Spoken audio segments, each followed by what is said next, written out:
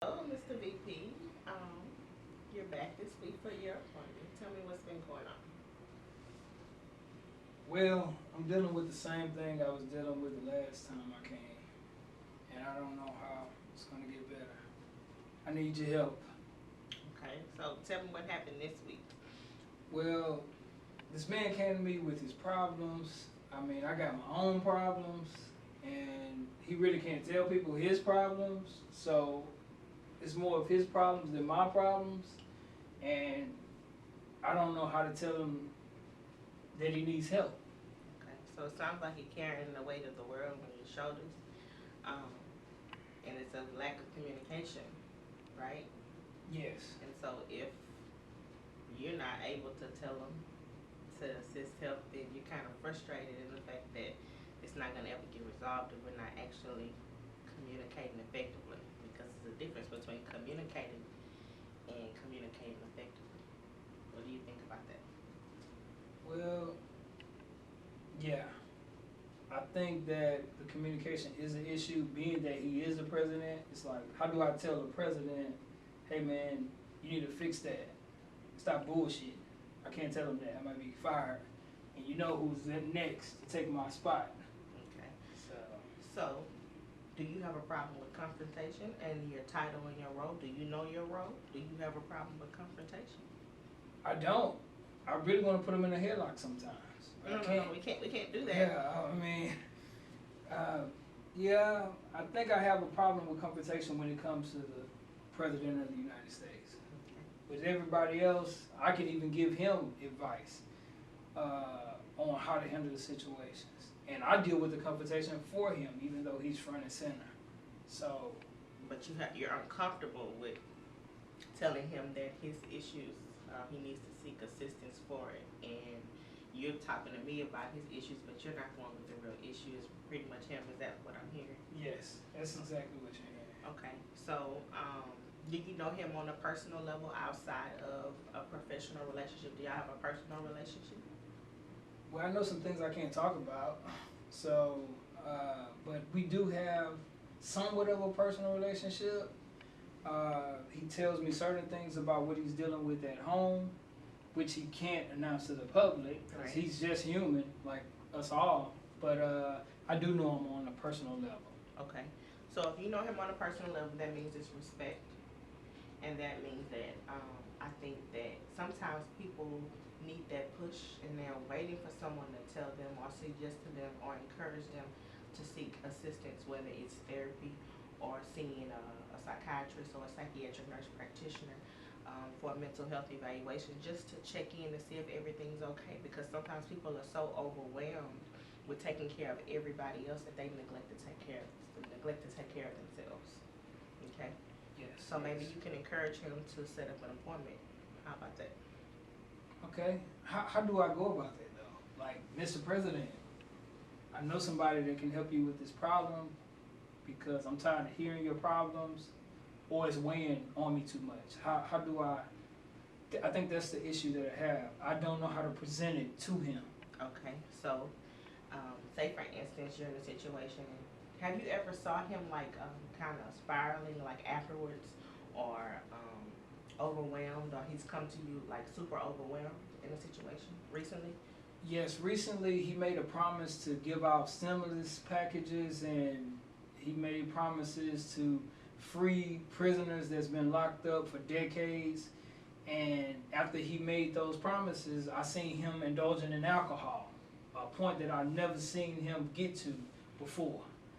So I don't know how to tell, hey man, that's too much on alcohol, or that's too much on whatever he's indulging in. I don't know how to, I just don't know Okay. So, without messing up our relationship. well, okay. So you see yourself self-medicating and doing something he's never done before. And it sounds like he's overwhelmed or intense. So as a friend, since it's outside of a professional relationship, it's nothing wrong with saying, "Are you okay? Is there something I can help you with? You need me to set up a meeting for you? You need me to set up an appointment for you?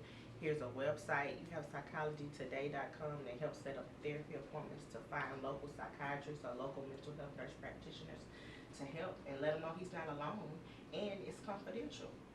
Okay. A lot of times people shun away from mental health because they don't want people in their business. They are shamed. In mental health, there's no shame in it, right? It's a safe space. It's private. It's confidential. And it's a support system, a professional support system, non-biased, that people have to lean on. And that's what you can let him know. And if you've ever been to therapy yourself, then you could explain to him the importance of mental health. And sometimes when people are helping someone, let them know they have somebody they can lean on, they're more susceptible to getting the help and not drinking their pain away or drinking their problems away. Okay. I think that could work. That method could work. Okay. I appreciate it. Okay, no problem. All right. Well, I'll be off until our next appointment. Yes, go to the front and set up we're gonna see you in 2 weeks. Okay, that sounds good. Okay. Man, what the hell? Hey, I see you at the office. We'll man. talk. All We'll right. talk. Good morning, Mr. President. How are you? I'm adjusting.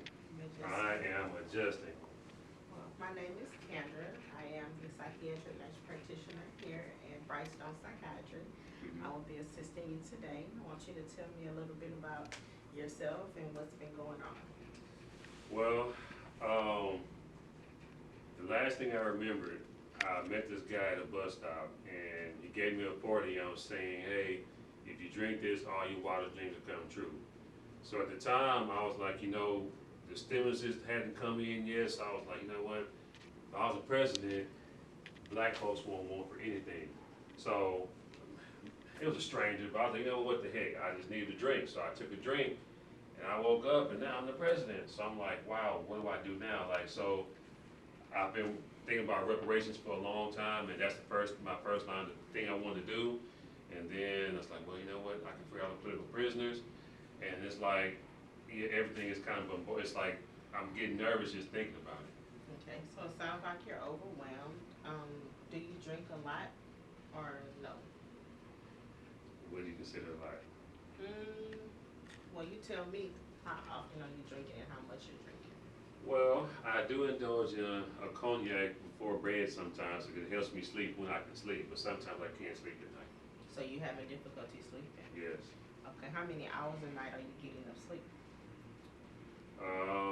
Sometimes 3, 2, depending on what's going on. Do you have racing thoughts or your mind keeps wandering at night?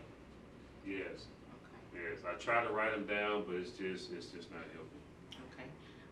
Do you ever feel like anxious or overwhelmed during the daytime? I do.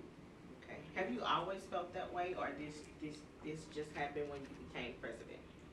It actually happened when I was a little younger, having to take care of my siblings while my mom, works 2 and 3 jobs, and I had to hold the fort down, but yeah, I didn't think I'll be affected by it now. Okay, so it sounds like you've been dealing with anxiety for quite some time. And Is now, that what it is? yes, sir.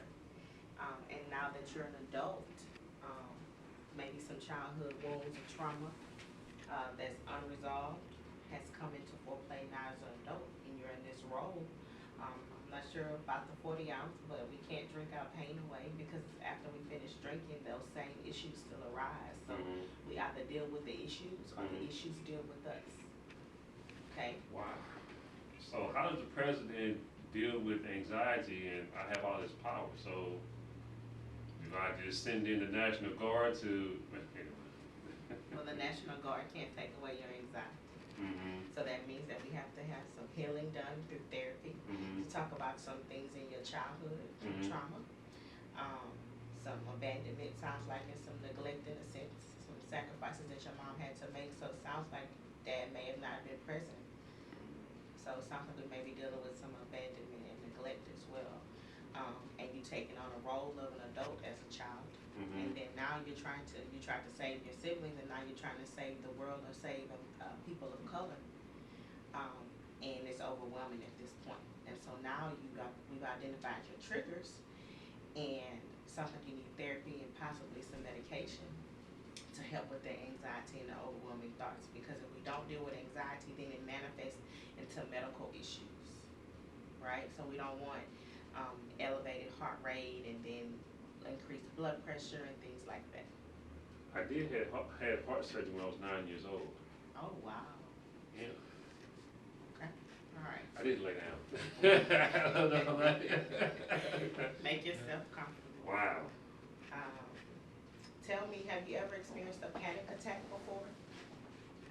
I'm not sure. What is a panic attack? Chest tightening, sometimes feeling keyed up, difficulty breathing, feeling disconnected from the world. Disconnect, but no chest tightening, no. Okay.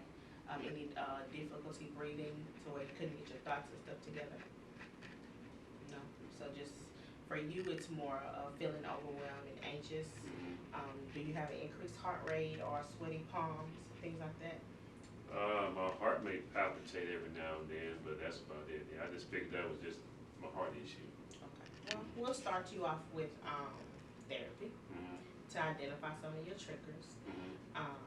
In the event that the anxiety still persists or the sleep issue still persists after therapy, then we may get you a psychiatric evaluation to get you started on something for the anxiety if it consistently occurs. So, my Secret Service is gonna come in here. I got some guys, but you got to sign an NDA, and we had to figure out where your to make sure that this doesn't leak out, because to say the president is doing the therapy, it hasn't been heard of. So. Okay. So, by law, it's a thing called patient confidentiality. That's what it is. Okay. So Yeah. So no one will ever know that you were a client here. Okay. No one can have access to your information. This is a safe space. Therapy, psychiatry, mental health is always. I feel safe. Yes, a safe space, non-judgmental, non-biased. Everybody goes through things, so you're not alone in this. It's very good that you came to this appointment, because I know a lot of times it's difficult to sit down and tell somebody that, hey, I'm going through something. You know, it makes people vulnerable, and sometimes it's difficult to be transparent. But if we don't fix it, then it tends to spiral and get out of control, and then you indulge more into drinking, and we don't need the 40 ounce and the cognac and in excess. So one cup a night is okay, but we don't want that to become routine to where you have to drink that to get to sleep, because your body should naturally relax to go to sleep. So I'm gonna link you up with a good therapist, so she can assist you with some of this anxiety. And if it, like I said, if it persists after therapy, then you come back and see me, and we can start you on some medication to assist with the anxiety and insomnia. Okay? They did legalize marijuana. I wouldn't suggest marijuana. That's self-medicating. That's not going to fix your issues. And a lot of times, especially nowadays, marijuana leads to other things. The potency in the marijuana leads to psychosis, and people develop psychotic thoughts, paranoia, hallucinations. So I am a component of therapy, identifying triggers, resolving trauma, to see where this stems from, so we can fix it. That way we're not coping using alcohol and drugs. Okay? Okay. I will be back. I do appreciate your time. I have some things I have to take care of, but hopefully I won't be back. Okay. If you need to, my door is always open. It was a pleasure meeting you. And good luck to you. And make sure you schedule that therapy appointment, okay? I will. All right. I will.